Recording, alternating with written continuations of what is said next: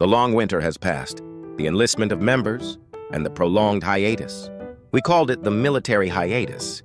But for fans, it felt like an eternity of waiting. And now, in 2026, the Kings have returned. Or rather, they are ready to return. Naturally, this should be a time for celebration. The world should be covered in purple waves, buzzing with anticipation. However, strangely enough, the reaction across the sea in Japan is quite different.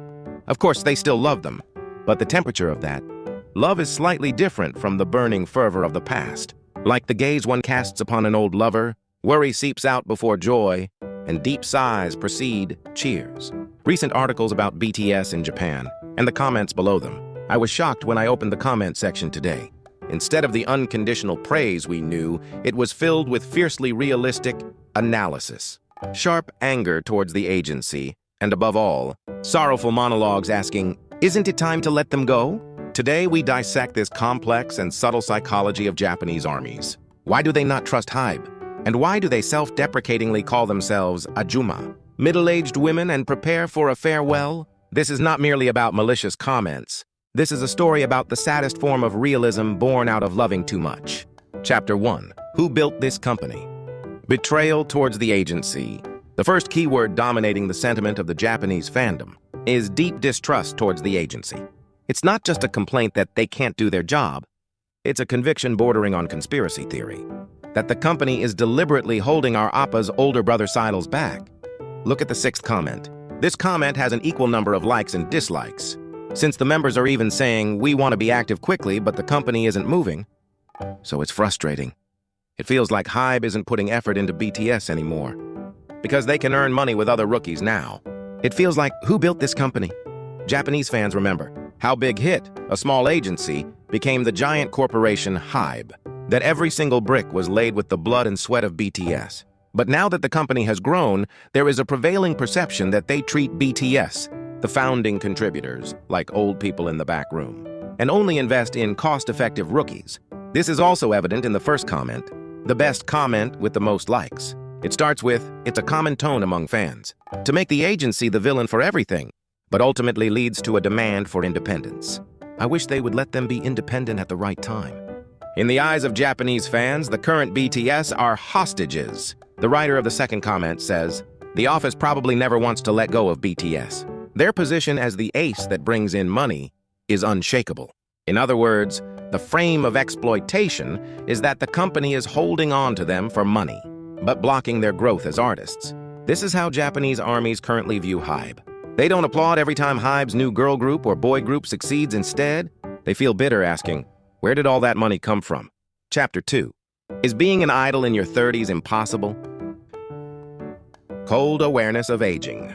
However, they don't just blame the agency. Japanese fans face the passage of time more coldly than anyone else. They are people who developed an idol culture earlier than Korea and have watched the birth and extinction of countless national idols. They know there is no eternal idol. Let's look at the middle part of the first comment again. The members themselves probably know that it's impossible for people over 30 to be idols forever. So even if the group disbands at some point, it's sad but not strange. 112 likes. What does this overwhelming number of likes mean? It means the fans themselves have already finished preparing their hearts. The sparkle of their 20s, dancing and singing "I love you" has passed. They don't stubbornly insist. They are still going strong, or "we haven't aged." Rather, they acknowledge the aging and want them to take the next step fitting for it. The 10th comment expresses this situation very explicitly and humorously. "Now only Ajuma armies are left. Those Ajumas are busy standing Junretsu, Japanese middle-aged idol group, and BTS at the same time." Junretsu mentioned here might be unfamiliar to Koreans. Called Japan's super bathhouse idols, this group consists of middle-aged men, singing trot-style songs, and receives absolute support from female fans in their 50s and 60s. The fact that Japanese fans brought up Junretsu while talking about BTS is a self-deprecating but accurate observation that the view of BTS is shifting from idols of youth to life partners, growing old together, or into the realm of adult contemporary music. Chapter 3. The coldness of business. EXO, Big Bang, and strategy. Amidst this emotional flow, a very cold business perspective also exists. The third comment analyzes the agency's silence, not as simple neglect, but as thorough calculation. They are probably calculating how to turn attention to themselves. In a situation where Big Bang or EXO are returning, fans might cover up drunk driving or anti-Japan remarks. But dating is a cause for fans to leave. They are probably watching the timing. Japanese fans are not naive. They know that entertainment is a massive industry, and how fierce the timing battle is within it. Especially, they instinctively understand how sensitive issues like anti-Japan remarks or dating rumors play out in the Japanese market. The core point this comment pierces is painful.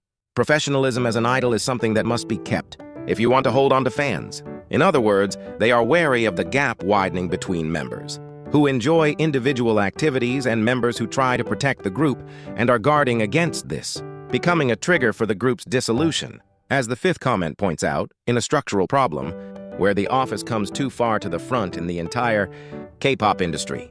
Fans are anxious that members might be used as consumables, and then discarded over a single decisive scandal. Chapter 4. Nevertheless, just give me a ticket. The agency is hateful, the oppas have aged, scandals are worrying, and people around them mock that there are only Ajuma fans. So, will Japanese fans leave BTS now? No. Paradoxically, amidst all this realistic pessimism, their love has become more solid. Look at the seventh comment. There is no long analysis or flowery rhetoric.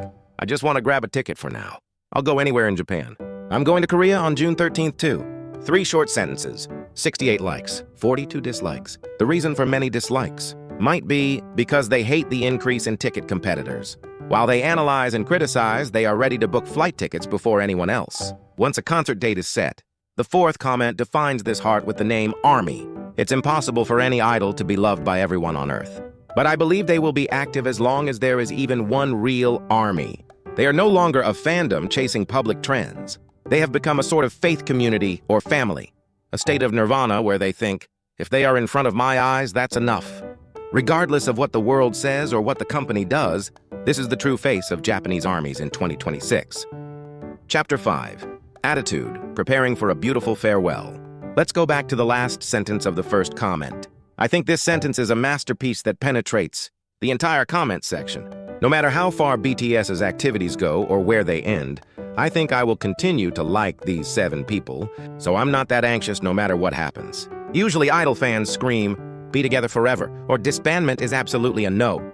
But Japanese fans say, it's okay if it ends. This is not because their love has cooled. It is a mature attitude possible, because they acknowledge that their youth and the idol's youth were spent together, and they respect each other's lives, careers. They don't want BTS to force themselves to act young and pretend to be idols.